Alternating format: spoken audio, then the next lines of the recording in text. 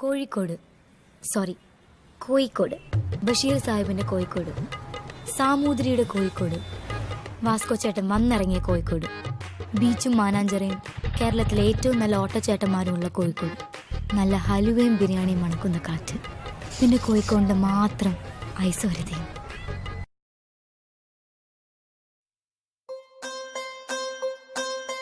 ഹൽവില് തേനൊഴുകണ കോഴിക്കോട്, കടലമ്മ മുത്തണ കര കോഴിക്കോട്, അലുവ മനസ്സുള്ളൊരീ കോഴിക്കോട് വേണേ കണ്ടോളി ചെങ്ങ